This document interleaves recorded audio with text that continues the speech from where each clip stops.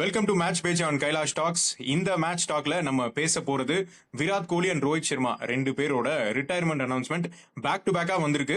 அது ரெண்டை பத்தி தான் விரிவா நம்ம பேச போறோம். நம்ம கூட ஜாயின் பண்றது கிஷோர் அண்ட் ராஜு. வணக்கம். ஹாய், வணக்கம். ரொம்ப பெரிய கேப்புக்கு அப்புறமா மறுபடியும் கிரிக்கெட்டை பத்தின ஒரு டாக்கு. ஐபிஎல்ல நடுவில் பேசலாம் அப்படின்னு பார்த்தா அது அப்படியே தள்ளி போயிடுச்சு. அதனால நான் சின்ன டீசர் ட்ரெய்லர் ரேஞ்சுக்கே வந்து ஒரு ரிவ்யூ வீடியோ மட்டும் தனித்தனியா போட்டுட்டு இருந்தேன். இந்த ரிட்டையர்மெண்ட் அனௌன்ஸ்மெண்ட் அப்படிங்கிறது ஒரு ஷாக் மாதிரி எடுத்துக்கிறதா இல்ல இது முன்னவே எக்ஸ்பெக்டட்? பிஜிடி டைம்லயே நம்ம பேசணும். அந்த டைம்லயே வந்து இவங்க ரெண்டு பேரோட பிளேஸ்ன்றது நிறைய கொஸ்டினுக்கு உள்ளாச்சு. அந்த டைம்லயே இந்த ரிட்டையர்மெண்ட் அனௌன்ஸ்மெண்ட் வந்திருக்கலாம் அப்படின்ற மாதிரியான ஒரு டாக் இருந்தது. பட் அதுக்கப்புறம் இவ்வளவு தூரம் வந்து கேரி ஆயிருக்கு. ஸோ ஃபர்ஸ்ட் கிஷோர், நீ எப்படி பாக்குற இந்த ரிட்டையர்மெண்ட் அனௌன்ஸ்மெண்ட் அப்படிங்கிறது? ரொம்ப எக்ஸ்பெக்டடா இருந்த ஒன்னா இல்ல ஒரு ஷாக்கா? ரெண்டு பேர்த்தோட ரிட்டையர்மெண்ட் அனௌன்ஸ்மெண்ட்டும் வந்து ஒரே மாதிரி பார்க்க முடியாதுன்னு நினைக்கிறேன். ஏன்னா வந்து விராட் கோலியோடைய பிஜிடிலே வந்து ஃபர்ஸ்ட் டெஸ்ட்ல வந்து விராட் கோலி வந்து செஞ்சுரி போட்டப்பல அதுக்கப்புறம் பிரைம் மினிஸ்டர் இது பார்க்கும்போது அந்த இதை பத்தி பாராட்டி பேசினாங்க, அதெல்லாம் நடந்தது. ஸோ மேற்கொண்டு வந்த டெஸ்ட் மேட்சஸ்ல தான் வந்து கோலி அந்த அளவுக்கு பெர்ஃபார்ம் பண்ணல. பட் ரோஹித் சர்மாவோட ஃபார்ம் வந்து ஆன் அண்ட் ஆஃப்ல தான் இருக்கு. பட் ரோஹித் சர்மாவோட ஒயிட் பால் பொறுத்த அளவுக்கு ஓடிஐ வந்து அது பத்தி கொஸ்டினே இல்லை. பட் ஆனால் டெஸ்ட் ஃபார்ம் வந்து முன்ன பின்ன தான் இருந்தது. ஸோ ரோஹித் சர்மாவுடைய டெஸ்ட் ரிட்டையர்மெண்ட் அனௌன்ஸ்மெண்ட் வந்து அந்த அளவுக்கு சர்ப்ரைஸ் இல்லை அப்படின்னாலும் கோலியோட அனௌன்ஸ்மெண்ட் வந்து கொஞ்சம் ஷாக்கிங்காக தான் இருந்தது. ஏன்னா ஃபிட்னஸ் பொறுத்த அளவுக்கும் சரி, அந்த டெம்பர்மெண்ட்டும் சரி, அந்த கேமுக்கான அந்த கேமை டேக்கிள் பண்ணி அடுத்த கட்டத்துக்கு எடுத்து போறதும் கோலி கிட்ட இன்னும் கிரிக்கெட் இருக்கு அப்படிங்கறத நம்ம நம்பிட்டு இருந்தோம். கோலியோடது வந்து கொஞ்சம் ஷாக்கிங்கா இருந்தது. பெங்களூர்ல இருந்து ஒரு நியூட்ரல் ஃபேனோட கமெண்ட் என்ன அப்படின்றத கேட்டோம். இப்போ பெங்களூர்ல இருந்து ஒரு ரோஹித் ஃபேனோட கமெண்ட் என்ன அப்படின்றத கேட்கலாம். ராஜு, ரோஹித்தோட ரிட்டையர்மெண்ட் அனௌன்ஸ்மெண்ட் இப்போ கிஷோர் சொன்ன மாதிரி அது ஓகே, அது எப்ப வேணா வரலாம் அப்படின்னு ஒரு எதிர்பார்ப்பு இருந்திருக்கும், இல்ல ஒரு ஷாக்கா கூட நிறைய பேருக்கு இருந்திருக்காது. இப்போ கோலியோட ரிட்டையர்மெண்ட் அப்படிங்கும் போது இன்னும் பெரிய டாக்குக்கு உள்ளாகுது. இன்டர்நேஷனல் லெவல்ல நிறைய பேர் அதை பத்தி பேசுறாங்க. சோ உன்னோட பாயிண்ட் ஆஃப் வியூ என்ன இந்த ரெண்டு ரிட்டையர்மெண்ட் அனௌன்ஸ்மெண்ட்டையும்? இல்ல, அத கிஷோர் சொன்னதேதான், அதேதான். என்னதான் தலைவன் ஒயிட் பால்ல பெரிய ஆளா, ரெட் பால் வரும்போது ஒரு அவுட் ஆஃப் சிலபஸ் அப்படிங்கிற மாதிரி போயிட்டான். அதனால அது எக்ஸ்பெக்டட் தான். அது 38 வயசு ஆச்சு. அதனால ரோஹித்தோட அது ரிட்டையர்மெண்ட் ஆப்வியஸா எக்ஸ்பெக்டட் மாதிரி தான் இருந்தது. ஏன்னா அப்பயே வந்து அந்த லாஸ்ட் டெஸ்ட்லயே உட்காந்தப்பயே கொஞ்சம் ஏதோ ஒரு சிக்னல்லாம் வந்தது. பட் ஆனா இந்த மைக்கேல் கிளார்க்கோட பாட்காஸ்ட்ல போயிட்டு I am looking forward to it அது இதுன்னு கொஞ்சம் பேசியிருந்தப்போ ஓகே ஏதோ பிளான் இருக்கு போல அப்படிங்கிற மாதிரி ஒரு போயிட்டு இருந்தது. பட் ஆனா அது ரோஹித்தோட டிசிஷன் வந்து கரெக்ட் டைம்ல வந்திருக்கு அப்படிங்கறதான் என்னோட இதுவும் பாக்குறேன் நான். ஏன்னா இதுக்கப்புறம் 38 வயசுக்கு மேல எக்ஸ்டெண்ட் பண்ணி நம்மளுக்கு அந்த அளவு ஃபிட்னஸும் அந்த அளவு இல்ல. இந்த ஃபிட்னஸ் வச்சுட்டு 5 நாள்லாம் ஆட முடியாது. சொல்றதால இப்ப ரோஹித் சர்மா பத்தி அவங்க சொல்றாங்கல்ல, அதாவது மேட்ச் ஃபிட்னஸ் வந்து ரோஹித் சர்மாக்கு இருக்கு. நம்ம பிசிக்கலா பார்க்கும் பொழுது கம்பேரிட்டிவ்லி ரொம்ப ஸ்லீக்கா, ரொம்ப இந்த சிக்ஸ் பேக் அண்ணன் ஆம்ச பாத்தியாடான்ற மாதிரியான விஷயங்கள்லாம் வந்து கம்பேரிட்டிவ்லி கம்மியா இருந்தாலும் பட் ப்ரோன் டு இன்ஜுரியாவோ இல்ல மத்த விஷயங்கள் எதுவுமே வந்து பெரிய கன்சர்னா இல்ல ரோஹித்தை பொறுத்த வரைக்கும். நீ மேபி ஃபீல்டிங் அந்த மாதிரி அத்லெட்டிக்கா இருக்கிறத பத்தி சொல்றியா? அதான் அத்லெட்டிக் அப்படிங்கிற போது அது ஆப்வியஸா இருக்காது. பட் அதான் அது நானும் பார்த்தேன். ஆக்சுவலா அந்த இவர் கூட சொல்லியிருந்தாரு, அந்த பாடி கண்டிஷனிங் கோச் கூட சொல்லியிருந்தாப்ல ரோஹித் வந்து பாக்குறதுக்கு அப்படி இருப்பாப்ல, ஆனா வந்து மேட்ச் ஃபிட்னஸ் வந்து கரெக்டா தான் இருக்கு அப்படின்னு சொல்லியிருந்தாப்ல. ஆனா என்ன அந்த ஃபிட்னஸ் மேபி ஒரு ரீசனா இருக்கலாம். ஆனா அந்த கிஷோர் சொன்ன மாதிரி அந்த ஆன் அண்ட் ஆஃப் ஃபார்ம் இருந்தது. பிளஸ் வந்து ஓபனர்ஸ் நிறைய பேர் வராங்க இப்போ உள்ள, அதனால அப்படிங்கிறப்போ நெக்ஸ்ட் டெஸ்ட் சைக்கிள் ஆரம்பிக்குது. சரி, அதனால அப்படியே விட்டுட்டு போயிடலாம் அடுத்த டெஸ்ட்டுக்கு. இதுக்கப்புறம் அப்புறம் கோலி வந்து ஆப்வியஸா வந்து யாருமே எக்ஸ்பெக்ட் பண்ணல ஒரு இன்னும் இந்த சைக்கிள் வச்சு விளையாடுவாப்ல அப்படிங்கிற மாதிரி தான் எல்லாமே எக்ஸ்பெக்ட் பண்ணிட்டு இருந்தாங்க. பட் அவரு போனது வந்து ஷாக்கிங்கா தான் இருக்கு. ஏன்னா இப்போ வந்து லாஸ்ட் டிசம்பர்ல ரோஹித், கோலி, அஸ்வின் எல்லாருமே சீரீஸ்ல இருந்தாங்க உள்ள. இப்ப அடுத்த இங்கிலாந்து சீரீஸ்ல 3 பேருமே இல்ல அப்படிங்கிற மாதிரிதான் இருக்கு. So right. இப்போ இந்த ரிட்டையர்மெண்ட் பத்தி சொல்லும்போது அகைன் நம்ம பிஜிடி அப்பவே இதுல ஒரு கால் எடுப்பாங்க. இப்ப அகர்கர் போய் பேசுறாரு அப்படி இப்படி நிறைய விஷயங்கள் அப்போ பேச்சுல இருந்தது. நம்ம கூட அந்த டைம்ல பேசும்போது நிறைய இதை குறிப்பிட்டு பேசணும். ரெண்டு பேரோட ரிட்டையர்மெண்ட் பத்தியும் அந்த டைம்லயும் நிறைய டிஸ்கஷன் போயிட்டு இருந்தது. ஆனா அவங்க ரெண்டு பேருமே கண்டினியூ பண்ற ஹோப்போட தான் அடுத்து ரஞ்சிலாம் வந்து விளையாடினாங்க. ஏன்னா அந்த நியூ ரூல்ஸ் எல்லாம் கூட போட்டாங்கல்ல, இப்போ இந்தியன் டீம் கான்ட்ராக்ட் வேணும் அப்படின்னா நீங்க லோக்கல் மேட்சஸ் விளையாடணும், லோக்கல் டூர்னமெண்ட் விளையாடணும் அப்படிங்கும்போது 2 பேருமே ரஞ்சி விளையாடினாங்க. பட் அன்பார்ச்சுனேட்லி ரஞ்சிலையுமே பெருசா ஒர்க் அவுட் ஆகல. ஒரு ஹியூமிலேட்டிங் டிஸ்மிசல் மாதிரி தான் 2 பேத்துக்குமே இருந்தது. அது நம்ம வந்து பார்த்தோம். பட் அதுக்கப்புறம் சாம்பியன்ஸ் டிராஃபில போய் வின் பண்ணதுக்கு அப்புறமா அந்த மொமெண்ட் வந்து இந்த பிஜிடி மெமரிஸ் எல்லாத்தையுமே கொஞ்சம் போத்துன மாதிரி பண்ணி விட்டுருச்சு, ஷேடோ பண்ணி விட்டுருச்சு. அதனால அதுக்கப்புறம் பெருசா அந்த டாக் இல்ல. பட் எனிவே அந்த டைம்ல கூட இவங்க ஒருவேளை ஒயிட் பால்ல இருந்து ஏதாவது ரிட்டையர்மெண்ட் அனௌன்ஸ் பண்ணிடுவாங்களோ, T20 வேர்ல்ட் கப் அடிச்ச சமயத்துல 2 பேரும் ஒரே டைம்ல அனௌன்ஸ் பண்ணாங்க இல்லையா, அந்த மாதிரி ஏதாவது நடந்துருமோன்ற மாதிரி ஒரு டாக் கூட இருந்து. பட் அதை அப்படியே கடந்து போயிட்டாங்க. சோ இவங்க டெஸ்ட்டை பொறுத்த வரைக்கும் இன்னும் கண்டினியூ பண்ற மூட்ல தான் இவங்க 2 பேருமே இருந்திருக்காங்கிறது தெரியுது. இப்போ மைக்கேல் கிளார்க்கோட பாட்காஸ்ட்ல சொன்னது கூட நான் இங்கிலாந்துக்கு போறதுக்கு ஈகரா இருக்கேன்ற மாதிரி ரோஹித் சர்மா சொன்னது. தென் கோலி கூட அதுக்கான செஷன்ஸ் இப்போ சஞ்சய் பங்கரோட போய் இந்த outside off stump weakness கொஞ்சம் ஒர்க் அவுட் பண்ணதெல்லாம் கூட நம்ம வந்து பார்த்தோம். ஸோ 2 பேரும் அந்த மூட்ல தான் இருந்தாங்க. இப்போ இந்த டைம்ல வாலண்டியரா இவங்க 2 பேரும் ரிட்டையர்மெண்ட் அனௌன்ஸ் பண்ணதா தான் நம்ம பாக்குறோம், சோசியல் மீடியால அப்படிதான் பாக்குறோம். பட் ஸ்டில் ஏதாவது ஒரு டாக் போய் இல்ல நீங்க வந்து எங்களோட ஸ்கீம் ஆஃப் பிளான்ஸ்ல வந்து நீங்க இல்ல, ஸோ அதனால நீங்களே வந்து அனௌன்ஸ் பண்ணுங்கிற மாதிரியான ஒரு காலா கொடுத்துட்டாங்களா, இல்ல இது நீ எப்படி பாக்குற? மோர் ஆஃப் ஒரு வாலண்டியரான ஒரு ரிட்டையர்மெண்டா இல்ல கொஞ்சம் ஒரு ஃபோர்ஸ்டான விஷயமா இருந்திருக்குன்னு தோணுதா? பின்னாடி என்ன நடந்திருக்குங்கிறது நமக்கு தெரியாது. ஓகே, அவங்க ஏதாவது ப்ரெஷர் போட்டிருக்காங்களா இல்லை இது பண்ணியிருப்பாங்க, அவங்களா வந்து எடுத்த முடிவா என்னங்கிறது நமக்கு வந்து தெரியாது. பட் ஒன்று எல்லா பிளேயருக்கும் வந்து தங்களுக்கான இடம் வந்து அந்த டீம்ல இருக்கா அப்படிங்கிறது வந்து ஒன்று. அந்த இடத்துக்கான அந்த ரோலை அவங்க கம்ப்ளீட் பண்ண முடியாது அப்படிங்கிற கான்ஃபிடன்ஸ் வந்து அவங்களுக்கு வந்து வேணும்.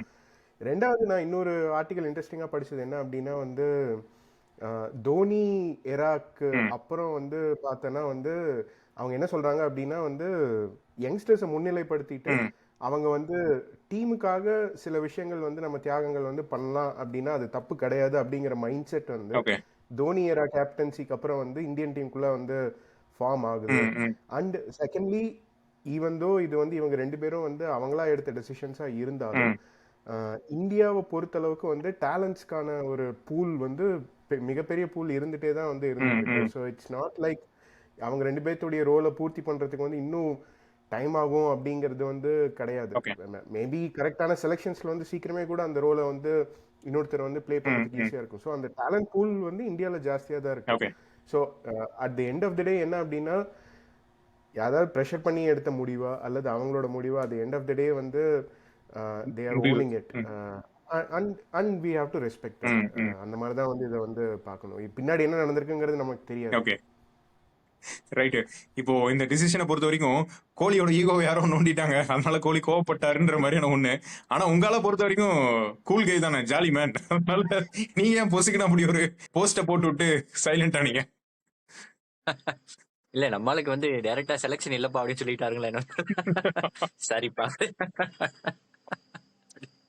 ஓகே அப்படின்னு சொன்னதுனால மேபி இருக்கலாம்.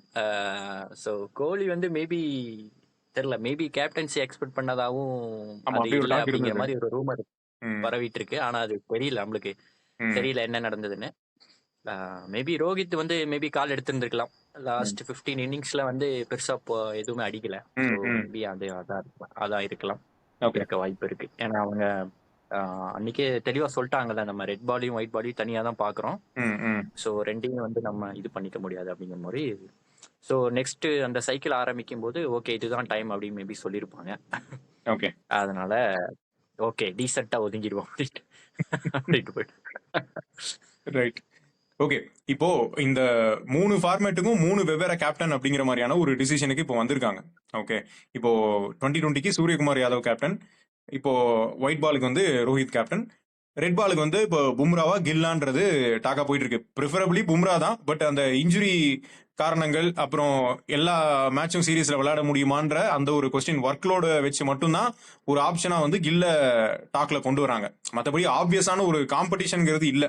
நீ அந்த மெரிட்ல வச்சு பார்த்தேன்னா பும்ரா தான் வந்து ஃப்ரண்ட் ரன்னர் இதுல. ஆனா இந்த 3 ஃபார்மேட்டுக்கும் வெவ்வேறு கேப்டன் அப்படிங்கிறது இருக்குல்ல. இப்போ ரோஹித் சர்மா கிட்ட கேப்டன்சிய, டெஸ்ட் கேப்டன்சிய கோலி கிட்ட இருந்து வாங்கி கொடுத்தாங்கல்ல, அது கிட்டத்தட்ட வாங்கி கொடுத்த மாதிரி தான் அது. அந்த டைம்ல கோலியை வந்து நாங்க எல்லா ஃபார்மேட்டுக்கும் ஒரே கேப்டனோட விளையாடணும் தான் நினைக்கிறோம் அப்படின்னு. ஏன்னா அந்த டைம்ல கோலி வந்து டெஸ்ட் கேப்டன்சி மட்டும் நான் வச்சுக்க விரும்புறேன்ற மாதிரி சொன்னதாகவும், இல்ல எல்லாமே வந்து ஒரே கேப்டன் கிட்ட தான் இருக்கணும்ன்ற ஒரு கால் 2022ல எடுத்தாங்க.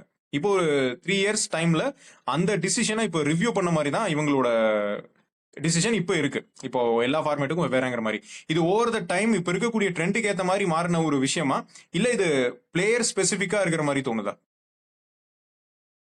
இல்லை, இது ட்ரெண்டுக்கு ஏற்ற மாதிரி மாறுது, இது கரெக்டுன்னு தான் எனக்கு வந்து தோணுது, வரவேற்கத்தக்கது தான். ஏன்னா நீ நீ பார்த்த அப்படின்னா முன்னாடி இருக்கும்போது வந்து இப்போ ஆஸ்திரேலியன் டீமே எடுத்துக்கோங்க. நீ எந்த ஃபார்மேட்டாக இருந்தாலும் வந்து பேசர்ஸ்னா அந்த 4-5 பேர் தான் ஆமா. வந்து வருவானுங்க. நீ வந்து ஓப்பனிங்னா அந்த அந்த 3 பேர் 4 பேர் தான் வந்து இப்போ தான் சாம் கான்ஸ்டஸ் அப்படி இப்படின்னு எக்ஸ்ப்ளோர் பண்ணுறாங்க அவங்க. பட் அவங்களுக்கு வந்து பிளேயர்ஸ் வந்து ஒரு மாதிரி செட் பண்ணிட்டு அதே பிளேயர்ஸை வந்து டிஃப்ரெண்ட் ஃபார்மேட்டுக்கு வந்து அவங்க வந்து விளையாட விட்டுட்டே ரைட். இருக்காங்க. பட் ஆனால் நமக்கு வந்து அப்படி இருக்கணுங்கிற கட்டாயம் ஆமா கிடையாது. ஆமா, நமக்கு சாய்ஸஸ் ஏன்னா நிறைய இருக்கு. சாய்ஸஸ் வந்து நமக்கு வந்து நிறைய இருக்கு. அண்ட் ஒவ்வொரு ஃபார்மேட்டுக்கு ஒவ்வொரு கேப்டன் அப்படின்னு இருக்கும் பொழுது, ம், ஆல்தோ அந்த 3 ஃபார்மேட்டையும் விளையாடுற பிளேயர்ஸ் சில பேரா ம், இருந்தாலும் இன்னொரு கேப்டன் அப்படின்னு வரும்போது மென்டல் ஸ்விட்ச்க்கு வந்து அவங்களுக்கு வந்து அந்த அப்ரோச்லயோ இதுலயோ வந்து அவங்க வந்து டக்குன்னு கான்டெக்ட் மாத்திட்டு அவங்க வந்து இது பண்ணிப்பாங்க. ஓகே. அண்ட் செகண்ட்லி ஒவ்வொரு ஒவ்வொரு கேமுடைய ஃபார்மேட்டுக்கு ஒவ்வொரு மென்டல் ஸ்பேஸ் வந்து தேவையா ம், இருக்கு. ம். அதுக்கு தகுந்த மாதிரியான இதை வந்து ஒவ்வொரு பிளேயர் கொண்டு வருவாங்கிறது தான் என்னோட நம்பிக்கை. இது வந்து என்னை பொறுத்தளவுக்கு கரெக்டு தான். இந்த மாதிரி ஒவ்வொரு ஃபார்மேட்டுக்கும் ஒவ்வொரு ஸ்கிப்பர் அப்படின்னு போறது வந்து கரெக்டு தான். ஓகே. ஸோ ராஜு, 3 ஃபார்மேட்ஸுக்கும் எல்லாத்துக்கும் வெவ்வேறு ஸ்கிப்பர் அப்படிங்கிறத நீ எப்படி பாக்குற? ஓகேவா? எனக்கு ஓகேன்னு தான் படுது. ஏன்னா இப்போ 2020 வேற மாதிரி எவால்வ் ஆயிட்டு இருக்கு அப்படின்னு சொல்றாங்க. நம்ம இப்போ ஸ்டார்ட் பண்ணப்ப 2007 அந்த ஃபர்ஸ்ட் ஐபிஎல்லாம் நடந்தப்ப இருந்த 2020க்கும் இப்போ ஆடுற 2020க்கும் சம்பந்தமே இல்லை. 20 ஓவருக்கு 250 சாதாரணமா அடிக்கிறானுங்க. ஸோ அதனால ஒரு அப்ரோச் கேமிங் ஸ்டைல் எல்லாமே மாறுது அப்படிங்கிறப்போ ம், ஸ்குவாடு மாத்தி ஆகணும்னு தான் நினைக்கிறேன். ஏன்னா இப்போ 3 ஃபார்மேட்டுக்கும் ஒரே கேப்டன் ஒரே டீம் அப்படிங்கிறது இதுக்கு மேலேயும் செட் ஆகாது அப்படிங்கிற மாதிரி தான் தோணுது எனக்கு. ஓகே. அந்த கேம் எவால்வ் ஆகும்போது கண்டிப்பா அடாப்ட் ஆயிக்கணும் அப்படிங்கிற மாதிரி தான் இருக்கு. மேபி இப்போ ஸ்டாஃபும் மாறி இருக்காங்க. அப்ப இருந்த staff, coaching staff, support staff எல்லாருமே இப்போ கொஞ்சம் மாறி இருக்காங்க. ம். மேபி டிசிஷன் எடுத்திருந்திருக்கலாம் அவங்க சைட்ல இருந்து. ஓகே. இப்போ T20ல வந்து யங்ஸ்டர்ஸுக்கு நிறைய ஸ்பேஸ் கொடுக்கணும் அப்படின்ற ஒரு கால் இருக்குல்ல, அது ஒரு பக்கம் இருந்தாலும் இப்போ நீ பார்த்தா ஒன் டே டீம் மட்டும்தான் கொஞ்சம் சீனியர் மென்ஸ் இருக்கிற டீமாவே இருக்கு. இப்போ டெஸ்ட்லயுமே இவங்க 2 பேர் கிளம்புனதுக்கு அப்புறம் மறுபடியும் உள்ள எல்லாரும் யங்ஸ்டர்ஸ் தான் வர போறாங்க. இவங்க 2 பேர் இடத்தையும் அவங்க தான் ஃபில் பண்ண போறாங்க. இதுல உள்ளதுலயே எக்ஸ்பீரியன்ஸ்ட் ஆனால்னா பும்ரா தான். பும்ராவும் KL ராகுல் மட்டும் தான் உள்ள சீனியர் ப்ரோன்னு உள்ள இருக்காங்க. மத்தவங்க எல்லாருமே வந்து புதுசு தான், ரிலேட்டிவ்லி புதுசு. இப்போ சிராஜ் எல்லாம் வந்து ஒரு பேஸ் அட்டாக்க லீட் பண்ற அளவுக்கு இன்னும் போல, இன்னும் ஒரு ஃபைட்டிங் ஒரு ஸ்பிரிட்டோட தான் சிராஜோட ரோல் வந்து இருக்கு. ஓகே. ஸோ அப்படி இருக்கும்போது T20ல யங்ஸ்டர்ஸ் நிறைய இருக்கணும் அப்படின்ற மாதிரிங்கிறத தாண்டி டெஸ்ட்லயுமே யங்ஸ்டர்ஸ் நிறைய வரணுங்கிற மாதிரி ஆயிடுச்சா? இது ஓவராலா இது காலத்தின் கட்டாயம்ங்கிற மாதிரி ஆயிடுச்சா? எப்படி இருக்கு? டெஸ்ட்டுக்கு வந்து ஒரு டிஃப்ரெண்ட் டைப்பான ஒரு மென்டல் ஸ்பிரிட் வந்து அவங்களுக்கு வந்து தேவை. அதாவது ஹிந்தியில் வந்து அந்த ஏதோ சொல்லுவானுங்க, லம்பா ரேஸ்கா கோடா அப்படின்னு சொல்லிட்டு, அது பெரிய ரேஸ் ஆடுற குதிரை அது. அதாவது நீ ஓடிட்டு இருக்கணும், இது வந்து ஸ்பிரிண்ட் கிடையாது. ஸோ அது செஷனுக்கு செஷன் வந்து அது வந்து யார் டாமினேட் பண்ணுறாங்க, என்ன கேள்வி கேட்குறாங்க, அதுக்கு எந்த மாதிரி பதில் சொல்கிறோம், அந்த கேமே வந்து ஒரு மாதிரி வந்து சேரும் அது. ஸோ அதனோட இதெல்லாம் தெரிஞ்சிருக்கணும். அண்ட் செகண்ட்லி அந்த டெஸ்ட் மேட்சுக்கான mental prep plus physical prep ரெண்டும் வந்து ஒன் டே அண்ட் T20 இதுக்கு வந்து ஜாஸ்தி தேவை உனக்கு. ஸோ நீ நேச்சுரலி பார்த்தனா மேபி இதை வந்து ஒரு தனி டாபிக் கூட பேசலாம். ஸோ ஒவ்வொருத்தர் ஏரால வந்து ஒவ்வொரு மாதிரியான டீமை வந்து டீமுக்குன்னு சில பேசிக் ஹைஜீன் ஃபேக்டர்ஸ் எல்லாம் இன்ட்ரடியூஸ் பண்ணாங்க. ஸோ கோலி வந்தப்போ ஃபிட்னஸ்ங்கிறதுல காம்ப்ரமைஸே கிடையாது. அந்த யோயோ டெஸ்ட்லேருந்து ஆரம்பிச்சு நீ இந்த ஃபிட்னஸ்ல இருக்கணும்னு நீ இப்படி தான் இருக்கணும். ஏன்னா வந்து ஒரு கிரன்ச் சுச்சுவேஷன் வந்தேன்னா உன் பாடி வந்து அதுக்கு வந்து இது பண்ணி தான் வந்து இன்ஜுரின்னு சொல்லிட்டு போயிட்டேன்னா என்ன பண்ணுறதுங்கிறது செட் பண்ணிட்டே வராங்க. So test is actually testing you in both physical and mental space. So அதுக்கு வந்து ஆல்தோ யங்ஸ்டர்ஸ் எல்லாம் வந்தாங்க அப்படின்னாலும் நீ ஓவர்சீஸில் போய் ஒரு டெஸ்ட் விளையாடுற அப்படின்னா அது அந்த லேர்னிங்கே வந்து வேறு. ஸோ எனக்கு ஒரு சேலஞ்சாக படுறது என்ன அப்படின்னா வந்து ஃபுல்லாகவே யங் பிளட்டாக வந்து போனாங்கன்னா இவனுக்கு எல்லாத்தையும் மேய்ச்சிட்டு போக வந்து ஒரு ஐவி கூட்டிகிட்டு போக ஒரு ப்ரொஃபஸர் மாதிரி இல்லாமல் கொஞ்சம் ஸ்கூல் டூர் கூட்டிட்டு போற டீச்சர்ஸ் மாதிரி ஒரு பெருசுங்க யாராவது வேணும். ஸோ அது மாதிரி சீனியர்ஸோட தேவை வந்து டெஸ்ட்டுக்கு எனக்கு இன்னும் கண்டிப்பாக வேணும் அப்படிங்கிற மாதிரி தான் தோணுது. ஆல்தோ யங் பிளட்ஸ் வரதுல வந்து ஒன்றும் சந்தேகமே இல்லை, ஒன்றும் தப்பும் கிடையாது. பட் ஆனால் டெஸ்ட்டுக்கு கொஞ்சம் எக்ஸ்பீரியன்ஸ் தேவை அப்படிங்கிறது தான் என்னுடைய கருத்து. ஓகே. இப்ப நீ சொன்ன மாதிரி ஒரு சீனியர் இருந்துதான் இவங்க எல்லாத்தையுமே கொண்டு போகணும். இல்லாட்டா அந்த டெம்பரமெண்ட் இருக்காது. இந்த பந்தோட மூட்லயே எல்லாரும் விளையாடுனாங்க அப்படின்னா ஒத்து வராது டெஸ்ட்டுக்கு. ஸோ இப்போ சீனியர்னு பார்த்தா 2 பேர் தான் இருக்காங்க. ஒன்னு கேஎல் ராகுல் அண்ட் பும்ரா. இப்போ பும்ரா வந்து கேப்டன்சிக்கான டாக்ஸ்ல வந்து நேம் அடிப்படுது, கொடுக்கறதுக்கும் அதிக வாய்ப்பு இருக்கு இல்லையா? இப்போ கேஎல் ராகுலும் பின்னாடி இருக்க ஒரு ஆள் தான். அதாவது என்னன்னா, கேஎல் ராகுலுக்கும் அந்த ஒரு டெஸ்ட் விளையாடுற அனுபவம் இருக்கு. என்ன அந்த பொசிஷன் மட்டும் நிறைய இங்கி பிங்கி பாங்கி போட்டு கெடுத்து விட்டானுங்க. அந்த கெரியர்ல ஒரு கன்சிஸ்டன்டான ஒரு பொசிஷன்ல வந்து விளையாட முடியல. ஸோ இந்த கேப்டன்சியை பொறுத்த வரைக்கும் இப்போ அடிபட்டு இருக்கக்கூடிய 2 பேர் வந்து ஒன்னு பும்ரா, இன்னொன்னு கில். உன்னை பொறுத்த வரைக்கும் பும்ரா தான் ஆப்வியஸ் சாய்ஸ் நினைக்கிறியா, இல்ல ஒரு பேட்ஸ்மேன் எல்லா மேட்சும் சீரீஸ்ல விளையாடுற கெப்பாசிட்டியோட இருக்கிற கில் தான் கரெக்டான சாய்ஸ்னு தோணுதா? இல்ல பும்ரா தான் ஆப்வியஸ் சாய்ஸ். நீ பிஜிடிலே வந்து ஃபர்ஸ்ட் டெஸ்ட்ல வந்து பார்த்தோம், பும்ரா தான் வந்து கேப்டன். அண்ட் கண்டிப்பா டெஸ்ட்டுக்கான கேப்டன்சி பவுலர்னால நல்ல இதுவே பண்ண முடியும்னா, ஏன் நம்ம பேட் கமின்ஸ் இல்லையா? ஸோ பவுலர்ஸை விட பேட்ஸ்மேன்ங்கிறதுனால டெஸ்ட் கேப்டன்சிக்கு வந்து இன்னும் கொஞ்சம் தகுதி உண்டு அப்படிங்கிற மாதிரிலாம் ஒன்றும் கிடையாது. ஸோ பும்ரா வந்து ஆப்வியஸ் சாய்ஸ், அண்ட் பும்ரா தான் வரணும் என்ன கேட்டேன். But let's see. அந்த அந்த இன்ஜுரி கம்ப்ளீட் ரெக்கவரி ஆயிடுச்சா என்னங்கிறது வந்து தெரியல. பட் மேபி அந்த இன்ஜுரி இருந்தாலும் வந்து இங்கிலாந்து டெஸ்ட் சீரீஸ்ல பாதி பும்ரா இல்ல ஸ்விட்ச் பண்ணுவாங்களா அப்படிங்கிறதும் நமக்கு வந்து தெரியாது. ஓகே. ஆனா என்னன்னா, இந்த ஒர்க்லோட மேனேஜ் பண்ணிட்டா இன்ஜுரி பெரிய ப்ராப்ளமா இருக்காது. இப்போ நீ லாங் ஸ்பெல் ஸ்ட்ரெயின் பண்ணி போட்டா தானே இன்ஜுரி ப்ராப்ளம் ஆக போகுது. அதை சப்போர்ட் பண்ற மாதிரியான பேசர்ஸ் இருந்தா, இப்போ சிராஜால வந்து லாங் ஸ்பெல் போட முடியும். ஆனா அந்த ஸ்பெல் வந்து எஃபெக்டிவா இருக்கா அப்படின்றதுதான் பிரச்சனையா இருக்கு இல்லையா? பிஜிடில அது ஒரு சிக்கலா இருந்தது. பட் இன்னும் 2ல யாராவது ஒருத்தர் நல்லா காம்ப்ளிமெண்ட் பண்ணாங்க அப்படின்னா, அது ஒரு ஸ்பின்னரா இருக்கலாம், இல்ல இன்னொரு பேஸ் பவுலர் யாராவது ஒருத்தர் நல்லா காம்ப்ளிமெண்ட் பண்ணா ஒர்க் லோட் வந்து கம்மியாயிடும். நீ ஒரு 4 ஓவர் கமிங்ஸ் போடுற மாதிரி ஒரு 4 ஓவர் போட்டுட்டு நீ வெளியே போயிடலாம். சோ நீ ஒரு 10 ஓவர் 8 ஓவர் 7 ஓவர் ஸ்பெல் எல்லாம் போட வேண்டிய தேவை இருக்காது.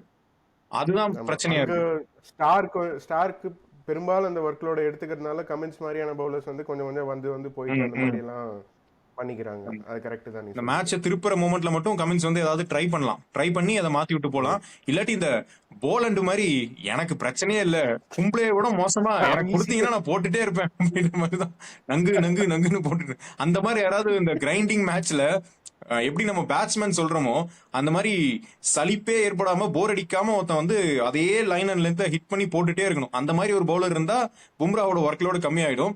ஆனா அந்த பவுலர் வந்து த்ரெட்டனிங்கா இல்லாத பட்சத்துல பும்ரா மறுபடியும் உள்ள ஸ்டெப் இன் பண்ணி ஒரு மொமெண்டம் சேஞ்ச் பண்ண வேண்டிய மறுபடியும் அந்த பொறுப்பு வருது. அந்த கிட்டத்தட்ட எப்படி ஆயிடுதுன்னா, இன்னும் 2ல ஒரு பேட்ஸ்மேனை சும்மா நிக்க வச்சு லாஸ்ட் பால் சிங்கிள் தட்டி விட்டு ஆடி ஸ்ட்ரைக் ரொட்டேட் பண்ணி விளையாடுறது இருக்குல்ல, அந்த மாதிரியான ஒரு ரோல பவுலிங்ல பும்ரா பண்ண வேண்டியதாயிடுது. அது நடக்காம இருந்தா ஒர்க் லோடு பிரச்சனை இல்லை இல்லையா? ஸோ இன்னொரு விஷயம் என்ன அப்படின்னா வந்து இந்தியாவை பொறுத்த அளவுக்கு ரொம்ப திறமையான பேட்ஸ்மேன்கள் வந்து அடிக்கடி கிடைச்சிட்டே இருக்காங்க. பட் ஆனா வந்து அந்த அந்த எராவை டிஃபைன் பண்ற மாதிரியான பவுலர்ஸ் வந்து ரொம்ப கம்மியா தான் கிடைக்கிறாங்க. இதுக்கு நேர் ஆப்போசிட் பாகிஸ்தான். அங்க வந்து பவுலர்ஸ் வந்து குவாலிட்டியான பவுலர்ஸ் வந்து நிறைய கிடைச்சிடுறாங்க. ஆமா. சோ அதான் இது கிடைச்சா அது இல்ல, அது கிடைச்சா இது இல்லன்ற மாதிரி ஆயிடுது. ஆஸ்திரேலியா மட்டும் அந்த பேலன்ஸை ஒரு மாதிரி மெயின்டைன் பண்ணிட்டே இருக்காங்க ட்ரெடிஷனலா இல்லையா? கரெக்ட். ரைட். இந்த இப்போ சேஞ்ச் ஓவர் நடக்குதுல்ல, இது வந்து ஒரு ஜெனரேஷன் ஷிஃப்ட்ங்கிற மாதிரியான ஒரு ஸ்பேஸ்ல வந்து இது நிக்குது. டெஸ்ட் கிரிக்கெட்டை பொறுத்த வரைக்கும் அப்படி வந்து மாறுது. ஸோ இனி டீமே ஒரு மாதிரி ரீஸ்ட்ரக்சர் ஆகிற மாதிரியான ஒரு ஸ்டேஜுக்கு வருது இல்ல. மெயினா டாப் ஆர்டரா இருக்கட்டும், ஏற்கனவே இவங்க இருந்த போதே பேட்ஸ்மேன் ஃபெயிலியருங்கிற மாதிரி தான் நம்ம சொல்லிட்டு இருந்தோம்.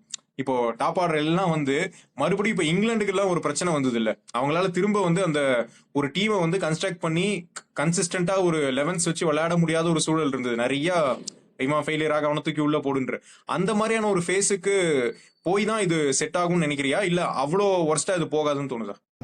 அந்த ஃபேஸ் வந்து கண்டிப்பா போய் தான் ஆகணும். ஏன்னா இப்போ இவங்க 2 பேர் போன கேப்பை வந்து டாப் ஆர்டர்ல ஃபில்அப் பண்றது வந்து யாரு அந்த ரோலை வந்து எடுத்து பிளே பண்ணுவாங்க அப்படிங்கிறது நமக்கு இன்னும் தெரியாது. மேபி ஜெய்ஸ்வால் தெரியாது, அண்ட் வேற யாரு, கேஎல் ராகுல் மட்டுமா தெரியாது.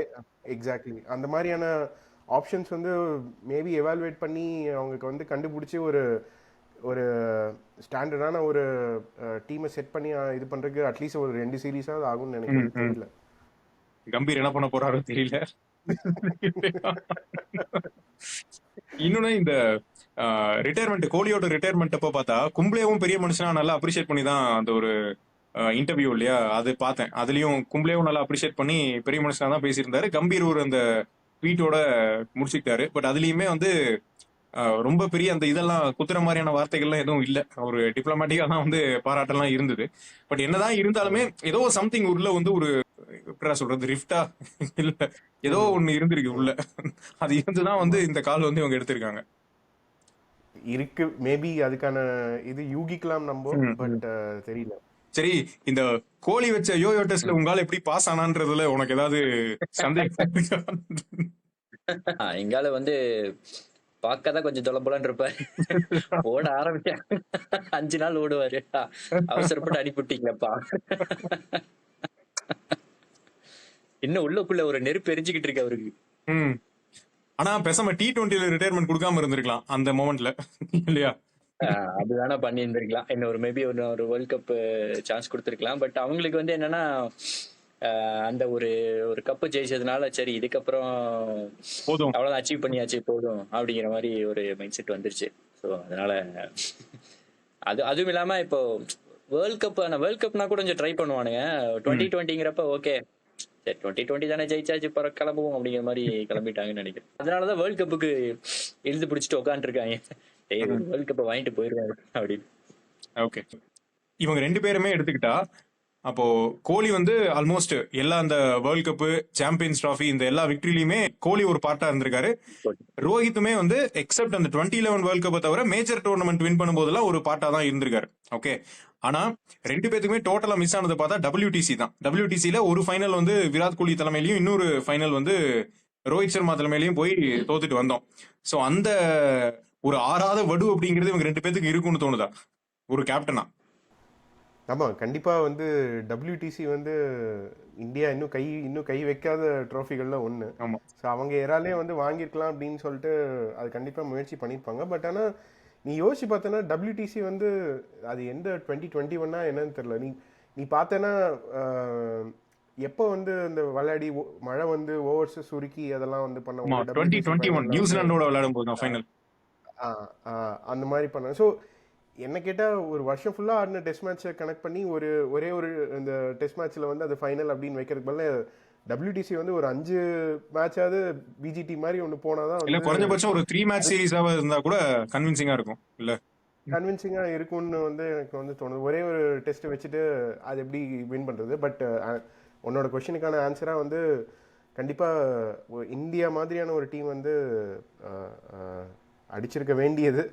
பட் இங்க வந்து நியூசிலாந்து டெஸ்ட் சொதப்பி பிஜிடி சொதப்பி அதுக்கான வாய்ப்புகள் போய் பிஜிடி சொதப்பினது கூட சரி தொலைதுன்னு விட்டுறலாம். நியூசிலாந்து ஹோம் டெஸ்ட் எதுக்கு அப்படி தோத்தீங்க 3-0ன்னு தோப்பீங்கன்னு எவனுமே எதிர்பார்க்கல. அதுதான் எனக்கு தெரிஞ்சு இவங்களோட பாலுக்கே வந்து அது ஒரு மாதிரி ஒரு பேஸ்மெண்ட் போட்டு விட்டுருச்சுங்கிற மாதிரி ஆயிடுச்சு. ஏன்னா அந்த சீரீஸ் வந்து தோக்காட்டா இவ்வளவு காம்ப்ளிகேட் ஆயிருந்திருக்காது இல்லையா? ஆமா, இத்தனைக்கும் ரோஹித் சர்மாவோட ஸ்டாட்ஸ் எல்லாம் பார்த்தோன்னா வந்து ஹோம்ல வந்து 80 ஆவரேஜ் தலைவர். ஸோ அது நியூசிலாந்து சீரீஸ் வந்து WTC ஒரு ஆறாத வடுன்னா வந்து ஒரு நியூசிலாந்து சீரீஸ் வந்து ஒரு ஆறாத வடுவுக்கே ஒரு வடு இருந்ததுன்னா அதுதான் அது பெருத்த அவமானமே அப்படின்ற மாதிரி பெருத்த அவமானம். அது என்னடா ஸ்பின்னுக்கெல்லாம் இப்படி அவுட் ஆறீங்க, இது பரம்பரை பேருக்கே கெட்ட பேர் ஆச்சுன்ற மாதிரி ஆயிடுச்சு. எனிவே அந்த ஒரு இடத்துல இருந்துதான் இந்த டாக் எல்லாமே வர ஆரம்பிச்சது அந்த வாஷ் அவுட் ஆனதுக்கு அப்புறம். அத ஓரளவுக்கு ஃபர்ஸ்ட் மேட்ச் பிஜிடி ஜெயிச்ச உடனே ஓகே பரவாயில்லப்பா பிரச்சனை இல்லை அதுல இருந்து மீண்டுட்டாங்கன்னு தோணுச்சு. அதுக்கப்புறம் தான் பார்த்தா இல்ல அது வந்து கம்பேக் கிடையாது, இதுதான் கம்பேக் அப்படின்ற மாதிரி டோட்டலா அதுக்கப்புறம் எல்லாமே அடி.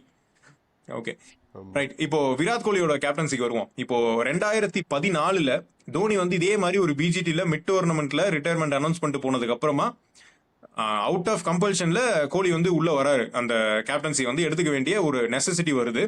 அந்த மேட்ச்லயே ஃபர்ஸ்ட் கேப்டனா இருந்த மேட்ச்லயே வந்து செஞ்சுரி அடிச்சாலும் டிரா பண்ண மாட்டேன் அப்படின்னு தலைகீழாகத்தான் குதிப்பேன் அப்படின்னு சொல்லி ஒரு வின்னுக்கு போய் தான் அந்த மேட்ச் வந்து க்ளோஸ்ல நம்ம வந்து தோத்தோம். ஸோ அந்த இடத்துலயே வந்து கோலியோட ஸ்பிரிட் வந்து அப்ரிஷியேட் பண்ணப்பட்டது. அதே நேரத்தில் வந்து இல்ல இந்த டிஃபென்சிவ் மைண்ட் செட்டும் கொஞ்சம் தேவை அப்படிங்கிற மாதிரியும் அப்போ சொன்னாங்க.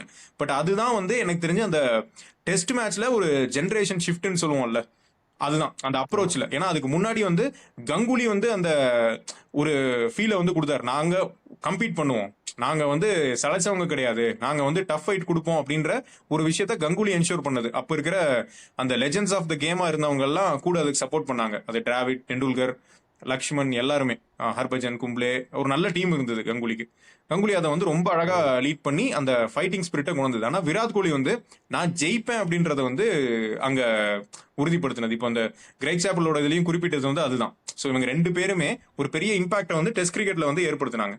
ஸோ அப்படி பார்க்கும்போது விராட் கோலி தான் வந்து இப்போ இருக்கக்கூடிய டெஸ்ட் டீம் வந்து இவ்வளவு தூரம் வந்து ஒரு நல்ல டெஸ்ட் டீமா எவால்வ் ஆனது. குறிப்பா பேஸ் பவுலர்ஸ் எல்லாமே, பேஸ் அட்டாக்கை வந்து நம்ம அவ்வளவு தூரம் வளர்த்து எடுத்தது. இந்த மாதிரியான விஷயங்கள் எல்லாத்துக்குமே வந்து கிரெடிட் வந்து கோலிக்கு தான் இல்லையா? கோலியோட அந்த கேப்டன்சிக்கு தான்.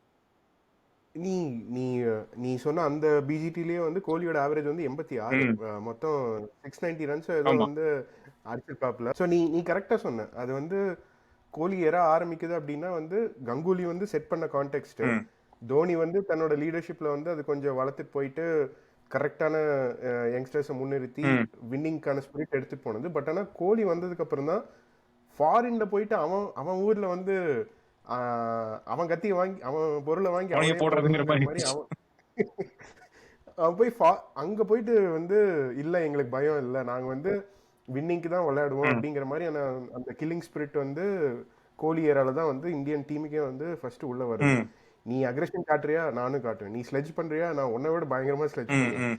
நீ வந்து பூ பண்றியா, உன்னை விட நான் வந்து பயங்கரமா இது பண்ணுவேன். அதனாலதான் வந்து ஆஸ்திரேலியன் மீடியா அந்த இது எல்லாமே வந்து அது என்ன, ஆஸ்திரேலியாவுக்கு வெளியே இருக்கிற ஒரு ஆஸ்திரேலியன் வந்து அது வந்து கோலி தான், அவனுக்குள்ள ஒரு ஆஸ்திரேலியன் ஃபைட்டிங் பவர் வந்து இருக்குன்னு எல்லாரும் வந்து திரும்ப திரும்ப சொல்லிட்டு இருக்காங்க. பாஷால அந்த காலேஜ் ஓனர்ஸ் இல்ல, நானே பெரிய ரவுடி, அதுக்கப்புறம் தான் இதெல்லாம் அந்த மாதிரி ஒரு இமேஜை கொடுத்த இது. ஆமா, அது இன்னொரு ஆர்டிகல்லையும் வந்து எழுதியிருந்தாங்க.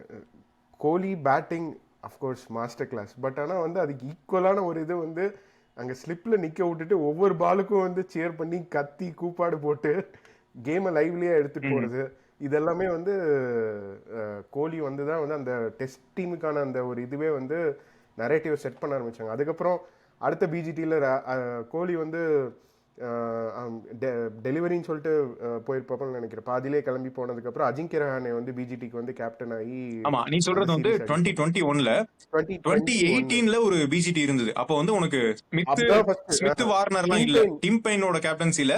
அப்ப புஜாரா வந்து ஒரு நல்ல ஃபார்ம், அப்ப கோலியும் அடிச்சது. பட் அந்த பிஜிடி வந்து நம்ம ஜெயிச்சோம். பட் என்னன்னா அது ஆஸ்திரேலியா வந்து அவ்வளவு காம்படிட்டிவா இல்லன்றதுனால அது வந்து ஏதோ நம்ம ஒரு சொத்த டீம் அடிச்சிட்டோம் அப்படின்ற மாதிரியான ஒரு இதா சொன்னாங்க. இல்ல அதுவுமே கொஞ்சம் டஃபா தான் இருந்தது. அவங்க ரெண்டு பேர் இல்லைனாலும் மத்தவங்க எல்லாம் இருந்தாங்கல்ல, பவுலர்ஸ் மத்தவங்க எல்லாம் இருந்தாங்க. பட் அதுதான் ஃபர்ஸ்ட் ஆஸ்திரேலியன் சாயில்ல வந்து ஒரு கேப்டன் போய் ஆஸ்திரேலியா சீரீஸை வந்து வின் பண்றது, ஒரு Asian captain to win Australia series இல்லையா அங்க. அதுக்கப்புறம் தான் வந்து 2018 பிஜிபி தான் வந்து இது 2021 பிஜிடி 2021. அப்பதான் வந்து நீ சொன்ன அந்த ஃபர்ஸ்ட் பிங்க் பாலுக்கு அப்புறம் கோலி கிளம்பி வந்ததுக்கு அப்புறம் அடுத்த மேட்சஸ் எல்லாமே வந்து நிறைய மிராக்கிள்ஸ் நடந்தது. ஆமா, அது வந்து புஜாரா நின்னது, அதுக்கப்புறம் நட்ராஜன் போய் பவுலிங் போட்டது, அஸ்வினும் விகாரியும் வருது, அஸ்வினும் விகாரியும் இந்த பார்ட்னர் ஒரு செஞ்சுரி இருந்தது. அது எல்லாமே நடந்தது வந்து அது 36 அவுட் ஆனது, இதெல்லாமே வந்து அங்க நடந்தது. So okay, coming back to topic என்ன அப்படின்னா, கங்குலி ஃபர்ஸ்ட் சேஞ்ச் பண்ணி வச்சதை வந்து அதுக்கு அடுத்த லெவலுக்கு எடுத்துட்டு போன பங்கு வந்து விராட் கோலிக்கு இன்னும் ஜாஸ்தி. இன்ஃபேக்ட் விராட் கோலியை பார்த்து சிராஜுக்கெல்லாம் அவ்வளவு அக்ரெஷன், நீ நிஜமாவே வந்து உனக்கு இவ்வளவு அக்ரெஷன் இருக்கா, நீ கோலிக்காக பண்ற இல்ல உருவேத்தி நீ வந்து ஒரு பெரிய ஃபைட்டர், ஒரு பேஸ் பவுலருங்கிற மாதிரியான கான்பிடன்ஸை கொடுத்து ஒரு பேக் பண்ணதுனாலதான் சிராஜ் வந்து இன்னைக்குமே சிராஜ் வந்து T20லயோ ODIலயோ அவ்வளவு பெரிய பவுலர் கிடையாது. ஆனா டெஸ்ட்ல வந்து சிராஜ் வந்து டேஞ்சரஸான பவுலரா வந்து தன்னை ப்ரூவ் பண்ணியாச்சு. ஒரு கட்டத்துல பார்த்தோன்னா வந்து ராகுல் டிராவிட் அண்டர் 19 கோச்சா இருக்கும்போது இந்த பசங்க எல்லாருமே வந்து கோலியை பார்த்து அவனுக்கு நேச்சுரல் டெம்பரமெண்ட்டே அக்ரெஷன் இல்லைன்னாலும் வந்து டீமுக்கு வந்து அக்ரெஷனா பண்ணிட்டு இருக்கிறப்ப, டேய் தம்பி நீ யாருங்கிறத புரிஞ்சுட்டு அதுக்கு தகுந்த மாதிரி விளையாடுப்பா அப்படின்னு சொல்லிட்டு டிராவிட் சொன்னதாகவும் கொஞ்சம் நியூஸ் எல்லாம் வந்தது. ஸோ அந்த டீமுக்கான டோனை செட் பண்ணி வைக்கிறது தான் வந்து அந்த கோலியோட டெஸ்ட் கேப்டன்சில. ரைட். ராஜு, இப்போ விராட் கோலியோட அக்ரெஷன் அப்படிங்கிறது வந்து நிறைய விமர்சனத்துக்கும் உள்ள இருக்கு. அதாவது ஓவரா சீனா ஆமா. இருக்கு, கொஞ்சம் சட்டிலா தான் இருக்கணும், பெரிய மனுஷனா நடந்துக்கணும் அப்படின்ற மாதிரியான ஒரு கருத்துக்களும் வந்து இப்போ கவாஸ்கர் மாதிரியான ஆட்களும் வந்து நிறைய சொல்லியிருந்திருக்காங்க. அது கிரிக்கெட்டர்ஸ் மட்டும் இல்ல, பப்ளிக் மத்தியிலயும் அந்த மாதிரியான ஒரு டிவைட் இருந்தது. அக்ரெஷனை வந்து செலிப்ரேட் பண்றது, இன்னொரு சைட்ல வந்து இவ்ளோ வேண்டாம் கொஞ்சம் கம்மியா அப்படின்ற மாதிரியும் இருந்தது. சோ இந்த ஒரு கேரக்டர் நீ எப்படி பாக்குற? இது இந்த கேமை செல்ஃபா எடுத்துட்டு போறதுக்கும் சரி, இல்ல ஓவராலா ஒரு டீமுடைய அந்த பெர்ஃபார்மன்ஸை இம்ப்ரூவ் பண்றதுக்கும் சரி, இந்த அக்ரெஷன் வந்து ஹெல்ப் பண்ணிருக்குன்னு உனக்கு தோணுதா? உன்னோட பாயிண்ட் ஆஃப் வியூ என்ன? நேச்சுரலா அந்த பிளேயருக்கு எப்படி, அந்த மைண்ட் செட் எப்படி, அவரோட கேரக்டர் எப்படி அப்படிங்கறத பொறுத்து ரியாக்ட் பண்ணுவாங்க. சோ அதோட அதான் அவரோட அந்த கோலியோட அக்ரெஷன் தான் வந்து இந்த அளவு வந்து அந்த ஃபைட்டிங் ஸ்பிரிட்டையும் அந்த இதையும் கொடுத்துருக்குன்னு நான் நினைக்கிறேன். ஓகே. பட் அந்த அந்த அந்த அளவு அந்த அக்ரெஷன் காட்டுறதுனாலதான் அவரால் வந்து அந்த ஃபீல்ட்ல வந்து அவ்வளவு காம்படிட்டிவா இருக்க முடியுதுன்னு நினைக்கிறேன். அந்த மைண்ட் செட் தான் வந்து அப்படியே கொண்டு போகுது. பட் இன்னொரு என்னோட பர்சனல் வியூ என்னன்னா, ஒரு அந்த கோலி மாதிரி ஒரு சச்சின் மாதிரி ஒரு லெஜெண்டா அப்படிங்கிற ஒரு ஸ்டேச்சருக்கு போயாச்சு அப்படின்னா, அதுக்கப்புறம் போயிட்டு நம்ம அக்ரெஷன் காட்டிட்டு நம்ம பூ பண்ணிட்டு இருக்கிறது அப்படிங்கிறது வந்து ஒரு இன்னொரு சைட்ல இருந்து ஒரு அது அந்த அளவு மெச்சூர்டா இல்லையோ அப்படிங்கிற மாதிரி தோணுது. ஏன்னா இப்ப லாஸ்ட் ஏன்னா இப்ப அந்த 2019 வேர்ல்ட் கப்ல எல்லாம் வந்து அந்த 2019 வேர்ல்ட் கப்ல வந்து அந்த ஸ்மித்தை பூ பண்ணப்ப வந்து கோலி தான் சப்போர்ட் பண்ணாப்ல. ஆமா. அப்ப இந்த கடைசி பிஜிடில பார்த்தா ஒரு மாதிரி வெறியாயி என்னடா ஒண்ணும் இல்ல, எங்கிட்ட சாண்ட் பேப்பர்லாம் இல்ல, பாரு பாரு பாரு வடிவேல் மாதிரி ஜோப்பெல்லாம் எடுத்து வெளியே காமிச்சு அதாவது அந்த கடைசியா போக போக அந்த ரன் அடிக்க முடியாத ஒரு இதையும் அதுமே அக்ரெஷனா தான் வெளிப்பட்டது. அந்த ஃப்ரஸ்ட்ரேஷன் வந்தது. சோ அது ஒரு சில இடத்துல வந்து கொஞ்சம் இதா இருந்தாலுமே அது அந்த கேரக்டர் அது அப்படிதான் அப்படின்னு சொல்லிட்டு போயிட வேண்டியதான். இன்னொன்னு அந்த ஜெனரேஷன் மாற மாற வந்து பிளேயர்ஸ் அப்படிதான் வராங்க இல்லையா? இப்போ இருக்கிற பிளேயர்ஸ் அந்த செலிபிரேஷன் கேரக்டர் எல்லாமே மாறுது. சோ அது அப்படியே எவால்வ் ஆயிட்டு இருக்குன்னு தான் நினைக்கிறேன். அதாவது கோவப்பட்டாலும் அன்பேசிவம் கமல் மாதிரி எவ்வளவு பக்குவமா கோவப்பட்டான் பாத்தீங்களான்ற மாதிரி இல்லாம பொசுக்குன்னு என்ன கெட்ட வார்த்தை பேசிட்டேன் அப்படின்ற மாதிரியான ஒரு ஜோனுக்குள்ள இறங்கும் போது அந்த லெஜெண்ட் ஸ்டேச்சர் அப்படிங்கிறது கொஸ்டினுக்கு ஆகுது இல்லையா? அதுக்குள்ள போகாட்டா நார்மல் பிளேயரா இருக்கும்போது அது பெரிய விஷயமா இல்ல. ஆமா, இப்ப அந்த கான்ஸ்டர்ஸ் மாதிரி ஒரு பையன் வந்து துள்ளிட்டு இருக்கான்னா அது வந்து யாருக்கும் தப்பா தெரியாது. தம்பி சின்ன பையன் விட்டுருவாங்க. பட் ஆனா இன்னொன்னு சொல்லுவாங்க என்னன்னா, விராட் கோலி வந்து அதாவது கிரிக்கெட் ஆடும் பொழுது ஒரு கம்ப்ளீட்லி டிஃப்ரெண்ட் பர்சன். அது ஒரு தனி ஜோனுக்குள்ள வந்து போய் வராம. கிரிக்கெட் வெளியில அவர் வந்து விராட் கோலி ரொம்ப ஜாலியான ஆளாம அவரு. பட் நம்ம வந்து இது நீ அந்த வேட்டையாட விளையாடல கமல் சொன்ன மாதிரி actually I am fun to be with இல்ல, நீ அது இந்த ஆர்சிபி டைரிஸ்ல எல்லாமே கூட பாக்கலாம்ல. அதுல எல்லாமே வந்து அந்த ஹோஸ்ட் பண்றவனே கோலி இப்படி டான்ஸ் அவனே வந்து ஓப்பனா அந்த கலாய்ச்சிட்டு இருப்பான் கோலியை இல்லையா? அதப்பெல்லாம் வந்து ரொம்ப அத செல்ஃப் ட்ரால் பண்ணிக்கிறதா இருக்கட்டும், இல்ல அத ஒரு கலாய்க்கிறத என்ஜாய் பண்றதா இருக்கட்டும், அதெல்லாம் கூட இருக்கு.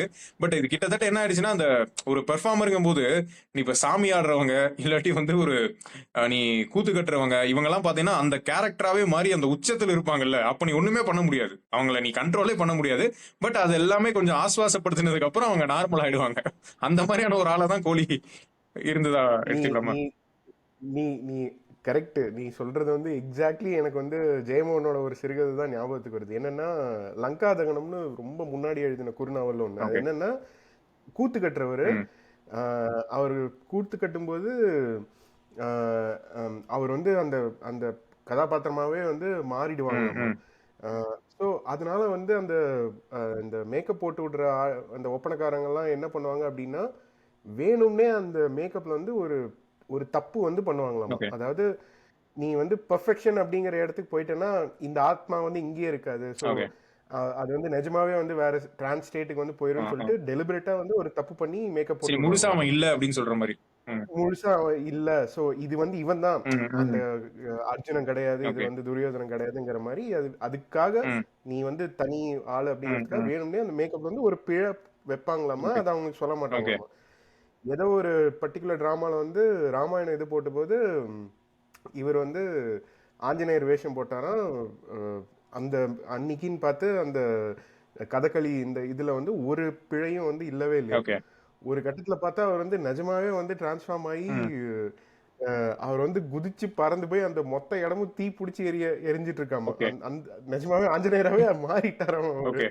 ஸோ அப்படின்னு போகும் அந்த ரைட் சிறுகதை. ரைட். நீ சொல்ற மாதிரி. ஸோ அந்த ஜோன் அப்படிங்கிறதுக்கு வந்து ம் அது வந்து கிரிக்கெட்ல ஆடும்போது மட்டும் நமக்கு அது வெளிப்படையே தெரியுது. பட் ஆனா பார்த்தேன்னா ம் தன்னுடைய ஒவ்வொரு லைஃப் ஸ்டைல்ல இருந்து தனக்கு ஒத்துக்காது, ம் வயிற்றுல வந்து அசிடிட்டி ஜாஸ்தி ஆகுதுன்னு சொல்லிட்டு நான்வெஜ்ஜை விட்டு ம் வெஜ்ஜு சாப்பிட்டு, ம் அதுக்கப்புறம் வந்து ஃபிட்னஸ் அந்த அளவுக்கு இம்ப்ரூவ் பண்ணி பார்த்து பார்த்து தன்னோட தூக்கம் இது எல்லாத்தையுமே. எல்லாத்தையுமே வந்து அந்த கேமுக்காகவே வந்து ம் ம் அர்ப்பணிச்சு.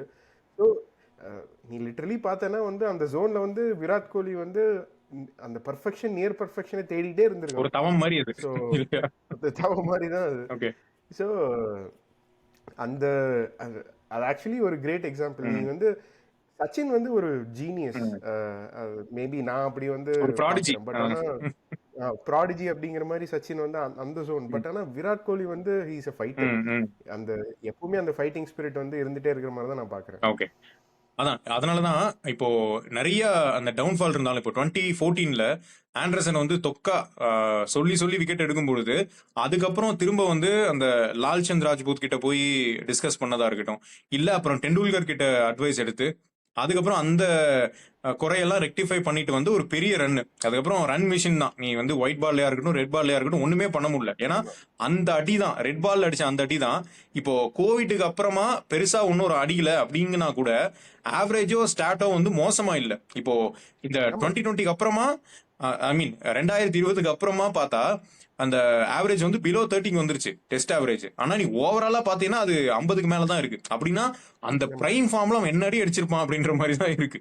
ஏன்னா அப்ப வந்து அது எப்படி ஆயிடுச்சுன்னா ரொம்ப டேக்கன் ஃபார் கிராண்டட் மாதிரி கோலினா அடிப்பான் அப்படின்ற மாதிரி ஆயிடுச்சு. அது அந்த டைம்ல வந்து அது நார்மலான ஒரு கோலி இன்னிங்ஸாவே அது கன்சீவ் பண்ணப்பட்டுருச்சு இல்லையா? See, நீ நீ லிட்டரலி பார்த்தேன்னா இவ்வளோ பெரிய ஒரு ஜீனியஸ், ஒரு ஒரு ஒரு லெஜெண்ட் அப்படிங்கிற மாதிரி ஸ்டேட்டஸ்ல இருக்கிற ஒருத்தர் ம் சொல்லி வச்ச மாதிரி எல்லாமே outside of the off stump போட்டே வந்து விக்கெட்டை வந்து கழுறான். அந்த அந்த ஒரு வீக்னஸ் எனக்கு என்ன ஆசை அப்படின்னா ம் அந்த ஒரு வீக்னஸை ரெக்டிஃபை ரெக்டிஃபை பண்ணிட்டு பண்ணிட்டு. ம் பண்ணிட்டு ரிட்டையர் ஆயிருந்திருக்கலாம். பட் ஆனா வந்து ஒரு லெஜெண்ட் அப்படிங்கும்போது ஆமா லெஜெண்ட் தான். பட் ஆனா இந்த ஒரு விஷயம் வந்து கண்டிப்பா வீக்னஸ் ம் சொல்லி வச்சு ஸ்கெட்ச் போட்டு தூக்குனாங்க பிஜிடியில். நீ ஆமா ஆமா. பார்த்திருப்ப. அதான் நீ ஸோ 2014ல இருந்த இதே வீக்னஸ் தான் இப்ப ரெக்டிஃபை ஆகி மறுபடியும் வந்து அதை சரிப்படுத்திட்டு ஆடினதை பார்த்தோம். ஆனா ஆமா இப்பவும் மறுபடியும் அந்த மாதிரியான ஒரு ஜோனுக்கு போய் ஒரு ரிடம்ஷன் இருக்கும்னு தான் எல்லாரும் எதிர்பார்த்தது. ஆனா அது நடக்கல. கரெக்ட். ஏன்னா அது ஒண்ணு மட்டுமே ஸ்கோரிங் ஷாட் இல்ல. இப்போ எகைன் மறுபடியும் ஆமா நம்ம யாரை கொண்டு வரணும்னா நீ டெண்டுல்கர் தான் கொண்டு வரணும். ஏன்னா டெண்டுல்கருக்கு வந்து ஸ்டேட் டிரைவ்ங்கிறது ட்ரேட்மார்க் ஆயிடுச்சு. ஆனா கவர் டிரைவும் டெண்டுல்கரோட ஒரு சிக்னேச்சர் ஷாட் தான். நீ எதை எடுத்தீங்கனாலும் இருந்தாலும் பாக்குறதுக்கு கண்ணில் ஊத்திக்கிற மாதிரி தான் ஆடுவாப்ல. அதனால டெக்ஸ்ட் புக் ஷாட்ஸ் தான் வந்து புதுசா இன்வென்ட் பண்றதும் இருக்கும். இப்போ கோலியை விட ரேஞ்ச் ஆஃப் ஷாட்ஸ் வந்து டெண்டுல்கருக்கு இன்னும் அதிகம். அதனால அந்த ஒரு கிட்டத்தட்ட ஒரு பத்தியம் இருக்கிற மாதிரி ஒரு இன்னிங்ஸ் வந்து அவரால் ஆட முடிஞ்சுது. மேபி டெண்டுல்கர் வந்து நேச்சுரலி அக்ரெசிவ் கிடையாது. அவர் வந்து ஆமா மைண்ட் லெவல்ல ரொம்ப அக்ரெசிவ் தான். பட் அதை வந்து எக்ஸ்போஸ் பண்ணிக்கிற ஆள் கிடையாது. ஒரு டெம்பரமெண்டோட போறது. பட் கோலி வந்து கொஞ்சம் எக்ஸ்பிரசிவா இருக்கிறதுனால அது ஈகோவை போய் டச் பண்ணி நான் ஆடுவேன், அது என்னோட சிக்னேச்சர் ஷாட், அது நீ என்ன அங்க பிளாக் பண்றதுங்கிற மாதிரியே போய் இந்த ஒரு ஈகோல ஆடியே அது அப்படி போயிடுச்சுன்னு தான் நினைக்கிறேன். இல்லாட்டி அந்த ஒரு சின்ன நப்பாசை மட்டும் இல்லாம இருந்திருந்தா இல்லாட்டி நம்ம இந்த வரட்டு கௌரவம் வாங்கல்ல அது மட்டும் இல்லாம இருந்திருந்தா இன்னும் கூட கொஞ்சம் அது போயிருந்திருக்கும் அப்படின்ற மாதிரி தான் தோணுது. கரெக்ட். பட் ஆனா அந்த ஒரு ஒரு குறைய தீர்த்து வச்சுட்டு ஒரு ரிட்டையர்மெண்ட் போயிருந்திருக்கலாம். அப்படின்னு இருந்தா ஏன்னா எனக்கு மனசே ஆகாது என்னன்னா 10,000 ரன்னியா நீ வந்து சி அதை வந்து ரொம்ப ஏப்ப சாப்பியா விளையாண்டு அதை லேண்ட்மார்க் அடையணும் அப்படின்ற மாதிரி இல்ல. ஏன்னா இப்போ ஒரு செஞ்சுரி அடிக்க முடியுதுன்னா மறுபடியும் ஒரு 50-60 எல்லாம் அடிக்க முடியும், திரும்ப ஒரு கம்பேக் கொடுக்க முடியும் ஒரு 2 வருஷம் போது அந்த மார்க்கை கடந்து போனா. ஏன்னா இதுக்கப்புறம் விளையாடுறவங்க யாரும் டெஸ்ட் விளையாடுறவங்க எல்லாம் 10,000 வரையும் ஆடுவாங்களான்னு எனக்கு தெரியல. இந்தியால இருந்து யாரும் அதை போய் இன்னும் ரீச் பண்ணுவாங்களா எனக்கு நம்பிக்கை இல்லை. ஏன்னா அவ்வளவு பெரிய ஒரு லாங் கெரியர் டெஸ்ட்ல நிறைய பேத்துக்கு இருக்க வாய்ப்பு இல்லை. ஒன்னா ஃபார்ம் அவுட் ஆயிடுவாங்க, இல்லாட்டி வந்து இன்ஜுரி அது இருக்கும். ஸோ அல்லது நீ இதுக்கு நியர் லெவல்ல வரணும் அப்படின்னா நீ எதர் சூப்பர் ஜீனியஸா ஆமா இருக்கணும், அல்லது இவனோட ஒரு பயங்கரமான ஃபைட்டரா ஃபைட்டரா இருக்கும். இருந்தாதான் நீ இந்த கிட்டேயே வர முடியும். ஸோ அது வந்து மிஸ்ஸிங் தான். ராஜு, கோலியோட இந்த அவுட் சைட் ஆஃப் ஸ்டம்ப் வீக்னஸை ரெக்டிஃபை பண்ண முடியாம வெளியே போனதா நினைக்கிறியா, இல்ல அது அப்படித்தான் அப்படின்னு சொல்லிட்டு வீம்பிலேயே ஆடினதா நினைக்கிறியா நீ? ஓகே. இல்ல அவரு ஆக்சுவலா இந்த கண்டுபிடிக்கிறதுக்கே வந்து ஒரு 2, 3 மேட்ச் ஆயிருச்சுன்னு நினைக்கிறேன். இந்த நீங்க சொல்லி சொல்லி எடுக்கும்போதே வந்து நம்மளுக்கு ம், ஒரு 4, 5 இன்னிங்ஸ் ஆனதுக்கு அப்புறம் தான் நம்மளுக்கே தெரிஞ்சுது. ம். சோ இந்த இது போட்டாதான் எடுக்குறாங்க அப்படிங்கிறது வந்து அஹ், அது ஓகே இதுதான் டார்கெட். இப்போ இந்த இதுல இப்படி எடுக்க போறோம் அப்படிங்கிறது வந்து ஒரு ஒரு 2, 3 மேட்ச் ஆயிடுச்சு ரியலைஸ் பண்றதுக்கே. ம், அதுவும் ம். இல்லாம அங்க போய் ஷார்ட் டேர்ம்ல ரெக்டிஃபை பண்றது ரொம்ப கஷ்டம் அப்படிங்கிற மாதிரி சொல்றாங்க. இந்த எக்ஸ்பர்ட் டாக்லாம் பேசிட்டு இருக்கும்போது ம், அதுக்கு ம், வந்து நிறைய ஒர்க் பண்ணணும். ஏன்னா இப்போ ம், நீ நேச்சுரலா ஆடி ஆடி அந்த இன்ஸ்டிங்டா வந்து நீ வந்து அந்த அந்த பக்கம் வந்தாலே பேட் அப்படிதான் போகும். கவருக்கு தான் போகும் இல்லையா? அது மேல ம், அது ம். ஃபேவரட் ஷாட் அப்படிங்கும்போது அப்படிதான் போகும். ஸோ அதனால நேச்சுரலா போயிரும். சரி பண்ண ம். ஆமா நேச்சுரலா போயிரும். சரி பண்ண ம். நினைச்சிருந்தாலுமே அது கஷ்டம். ஓகே. பட் நம்மால் வந்து கொஞ்சம் வீம்பா ஆடக்கூடிய ஆள் தான். அதனால அதுக்கு வாய்ப்பு இருந்திருக்கு. ஓகே. ட்ரை பண்ணியிருந்திருக்கலாம். ஆனா ட்ரை பண்ணிருப்பாங்கன்னு நினைக்கிறேன். ஏன்னா ஆ. பேட்டிங் கோச்சோட டிஸ்கஷன் இருந்திருக்கும். பட் ம். மேபி அந்த ஷார்ட் டேர்ம்ல வந்து ஒரே ஒரு சீரீஸ்ல வந்து டக்குன்னு ரெக்டிஃபை பண்ணிட்டு திரும்ப வர்றது கொஞ்சம் கஷ்டம். So okay. அதனால அதனால பண்ண முடியலன்னு நினைக்கிறேன். அப்ப அந்த ரிட்டையர்மெண்ட் தாட்ஸ் எல்லாம் மேபி இருந்திருக்காது. ம், சார் ம். அடுத்து பாத்துக்கலாம்டா அப்படிங்கிற மாதிரி இருந்திருக்கலாம். So okay. இப்ப வந்து நம்மளுக்கு அது கொஞ்சம் குறையா தெரியுது. ரைட். ஆனா கடைசி வரைக்கும் உங்கால புல் ஷாட்ல யாராலையும் பிளாக் பண்ண முடியல. ஆமா. நம்மால அந்த டெஸ்ட்டுக்கு வந்து புல் ஷாட்டே தேவையில்லாத ஒண்ணு. இருந்தாலும் அதுதான் ஆடிட்டு இருப்பாப்ல. அதுக்கு ஒண்ணும் பண்ண முடியல. ஆமா. இன்னொன்னு இப்போ கோலியை ஷேர் பண்ணது மார்க் பவுச்சர் வந்து ஆர்சிபில ஆரம்ப காலகட்டத்துல கோலிக்கு வந்து புல் ஷாட்லாம் பெருசா ஆட வராதான். ஷார்ட் பால் வீக்னஸ் வந்து இருந்திருக்கு. அப்போ வந்து நீ பெரிய ஸ்டேஜ்ல போய் ஆடணும்னா இந்த ஷார்ட் பால் எல்லாம் ஆடினேனா தான் உன்னால பெரிய பிளேயரா வர முடியும் அப்படின்னு மார்க் பவுச்சர் வந்து சொன்னதாகவும், அப்ப வந்து உனக்கு நெட்ஸ்ல டேல் ஸ்டெயின் இன்னும் யாரெல்லாம் பிரைம்ல இருந்தாங்களோ அவங்க பால் எல்லாம் ஆடி அந்த ஷார்ட் பால் வீக்னஸையும் கோலி வந்து ஓவர் கம் பண்ணி அதுக்கப்புறம் ஒரு வேற கோலியா நான் பார்த்தேன்னு சொல்லிட்டு ராகுல் டிராவிடே வந்து ஒரு பழைய இன்டர்வியூல வந்து சொல்லியிருந்தாரு கோலியை பத்தி. ஸோ அந்த டைம்ல வந்து இந்த மாதிரி தன்னோட வீக்னஸா இருக்கிறதெல்லாம் ரெக்டிஃபை பண்ணிக்கக்கூடிய ஒரு மோட்ல தான் இருந்தது. பட் ஓவராலா ஒரு பிளேயரா எவால்வ் ஆகி ஒரு பெரிய ஸ்டேஜ்ல ஒரு இமேஜா செட் ஆனதுக்கு அப்புறம் மேபி அந்த அளவுக்கு போய் அதை கரெக்ட் பண்ணிக்கக்கூடிய ஒரு மைண்ட் செட் வரலையா இல்ல கரெக்ட் பண்ணிக்க முடியலையான்னு தெரியல. ஸோ அதுதான் ப்ராப்ளமா இருக்கு கடைசியில. இந்த பிரச்சனைகள் வந்து கோலிக்கு மட்டுமே அப்ளிகபிள். ம். பட் அதுக்கு வந்து நம்ம கோச் கம்பீர் அவர்கள் வந்து போய் ரஞ்சி ஆடினா எல்லாம் சரியா போயிடும்னு சொல்லிட்டு ரஞ்சி ஆடி போய் அதை ரெக்டிஃபை பண்ற விஷயம் இல்ல அது. இல்ல ரஞ்சியுமே இப்போ ரஞ்சியில இருக்கிற டீம் எல்லாமே வந்து அவ்வளவு ஸ்ட்ராங்கான டீமா பவுலர்ஸ் ஆங்கிறது இல்ல. இன்னொன்னு கண்டிஷன்ஸ் வேற. நீ இங்கிலாந்து போய் ஆடுறது, இன்னொன்னு அவ்வளவு மேட்சஸ் போய் விளையாடவும் முடியாது. இவங்க போய் அந்த டூர் ஆரம்பிக்கிறதுக்குள்ள போய் ஆரம்பிங்க ரஞ்சியா என்ன சொல்ல முடியும்? ஆல்ரெடி அது நடந்த முக்காவாசி முடிஞ்சிருச்சு. அதுக்கப்புறம் போய் ஆமா. ஆட முடியாதுல்ல. அதான் ஆளாளுக்கு அந்த நேரத்துல என்ன ஒரு சொல்யூஷன் இருக்கு. இப்போ நம்ம தலைவலிக்குதுன்னா வந்து இது சாப்பிட்டா சரியாயிடும், அது பண்ணா சரியாயிடும் சொல்றாங்கல்ல. அந்த மாதிரி நிறைய ஒப்பீனியன்ஸும் அதுல இருந்தது. இல்ல இன்னொன்னு இந்த ரஞ்சி ஆடுறதோட இந்த மாதிரி ஃபாரின் லீக்ஸ் எல்லாம் போய் கொஞ்சம் நிறைய ஆடினா இன்னும் கொஞ்சம் எக்ஸ்போஷர் கிடைக்கும்னு நினைக்கிறேன். இந்த கவுண்டி லீக்ஸ், ம், இந்த ம், கவுண்டி டெஸ்ட் மேட்சஸ் அந்த மாதிரி போய் ஆடினா இன்னும் கொஞ்சம் சேஞ்சஸ் கிடைக்கும்னு நினைக்கிறேன். ஏன்னா இப்போ இந்தியன் பிளேயர்ஸ் ம், ம். வந்து ஃபாரின் லீக்ஸ் அலௌட் இல்ல அப்படிங்கிற கான்செப்டும் வந்து ஒரு பேக் ஃபயர் ஆகுதுன்னு நினைக்கிறேன். இப்போ நம்ம இந்தியன் கண்டிஷன்ஸ்லயே தான் மேஜரா விளையாடுறானுங்க. ஆமா. சோ இப்போ நம்ம வந்து இப்போ நிறைய ஃபாரின் லீக்ஸ் ஆடுறோம். இப்போ கவுண்டி எல்லாம் ஆடுறாங்க அப்படின்னா இங்கிலாந்து கவுண்டி ம், கிரிக்கெட் போய் ஆடுறாங்க அப்படின்னா அப்ப வந்து கொஞ்சம் ம். இன்னும் கொஞ்சம் நல்லா நிறைய ஒரு எக்ஸ்போஷர் கிடைச்சு ஒரு நல்ல இம்ப்ரூவ் பண்ணிருக்கோம். நிறைய பிராக்டிஸா இருக்கும். ம் ம், ம், அந்த பேனா கண்ட்ரீஸ்ல இருக்கிற வீக்னஸ் வந்து மேபி அதுல போய் கொஞ்சம் ரெக்டிஃபை ஆகலாம். ம், ம். அந்த மாதிரி ஆட ஆரம்பிச்சா. ரைட். இப்போ சேனா கண்ட்ரீஸ்ல most wins by an Indian captain அப்படின்னு பார்த்தா கோலி தான். 7 வின்னு டோட்டலா. England, Australia, South Africa, New Zealand. So இது எல்லாத்துலயுமே வந்து கோலியோட ஒரு பிளேயராகவும் சரி ஒரு கேப்டனாகவும் சரி டாமினேஷன் வந்து இருந்திருக்கு. ஸோ அவே டெஸ்ட் அப்படின்னு வரும்பொழுது ஒரு கட்டத்துல இப்போ ஏதோ ஒரு இன்டர்வியூல நான் பார்த்தேன். இப்போ கிரீன் டாப் போட்டுட்டாங்க அப்படின்னா முதல்லலாம் வந்து இந்தியன் பிளேயர்ஸ் அங்க கஷ்டம், இந்தியன் டீமுக்கு வந்து கிரீன் டாப் போட்டா நம்ம சுருட்டிடலாம் அப்படிங்கிற மாதிரியான ஒரு எண்ணம் இருந்தது. பட் கோலி கேப்டன்சி எடுத்ததுக்கு அப்புறம் ஃபாஸ்ட் பவுலர்ஸ் எல்லாம் க்ரூம் ஆனதுக்கு அப்புறம் கிரீன் டாப் போட்டுக்கிட்டா அவங்களுக்கு அவங்களே ஆப் வச்சுக்கிற மாதிரியான ஒரு சுச்சுவேஷன் வந்து சேனா கண்ட்ரீஸ்ல இருந்தது. ஏன்னா இந்தியாவில இருந்தும் வந்து எல்லாரும் நல்லா போடுவாங்க. இஷாந்த் சர்மாவா இருக்கட்டும் இல்ல Bhuvneshwar Kumar to some extent இருந்தது. அப்புறம் பும்ரா மெயினா பும்ராவோட அந்த எழுச்சி தான் வந்து டோட்டலாவே பேஸ் பவுலிங்க பயங்கரமா ரீடிஃபைன் பண்ணி விட்டுச்சு. இதுக்கு எல்லாமே ஸ்டார்டிங் பாயிண்ட்னு பார்த்தா கோலி தான். ஏன்னா தோனி மோர் ஆஃப் அ ஸ்பின்னர்ஸை ப்ரிஃபர் பண்ணக்கூடிய பவுலர். ஒரு விக்கெட் கீப்பரா இருந்தா அவரோட ஸ்ட்ராட்டஜி எல்லாமே ஸ்பின்னர்ஸ் டிபெண்டா இருந்தது அந்த டைம்ல. பட் பேஸ் பவுலர்ஸை க்ரூம் பண்ணி விட்டதான் சேனா கண்ட்ரீஸ்ல வந்து கோலிக்கு ஒரு பெரிய நேம் வாங்கி கொடுத்தது இல்லையா? அந்த வகையில பார்த்தேன்னா வந்து பும்ரா அப்படின்னா வந்து இந்தியாவை விட அந்த கண்ட்ரீஸ்ல இருக்கிறவங்க ஓ பும்ரா இங்க வராப்புல போல இருக்கு அப்படின்னு சொல்லிட்டு அவங்க எல்லாம் வந்து இன்னும் டெரர் ஆகுறாங்க. அந்த அளவுக்கு வந்து ஒரு ஹேமநாத பாகவதர் மாதிரி ஆயிடுச்சு. ஆமா. நீ லாஸ்ட் பிஜிடி சீரீஸ்ல எடுத்துக்கோ, லைக் அவ்வளோ சீசன் பவுலர், மோஸ்ட் விக்கெட்ஸ், ம். ஸோ அவ்வளோ லீத்தலான ஒரு இந்தியன் பவுலர் வந்து நம்ம கடைசியா எப்போ பார்த்தோம்? யாரும் இல்ல. ஸோ நீ சகீர் ஸோ கான், கபில் தேவ், ஜவஹர் ஸ்ரீநாத் எல்லாம் சொன்னாலுமே இவ்வளவு அளவுக்கு சொல்லலாம் த்ரெட்டனிங்கா இல்ல இல்லையா? கபில் தேவ் மேபி இருந்திருக்கலாம் அந்த டைம்ல. சேனா கண்ட்ரீஸ்ல அவ்வளோ விக்கெட்ஸோட விக்கெட்ஸ் இல்ல.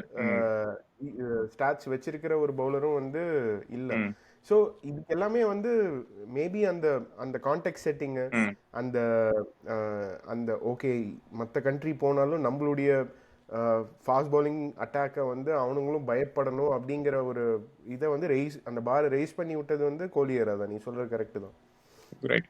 மேஜர் எக்ஸாம்பிள் பும்ரா தான் அது. ரைட்.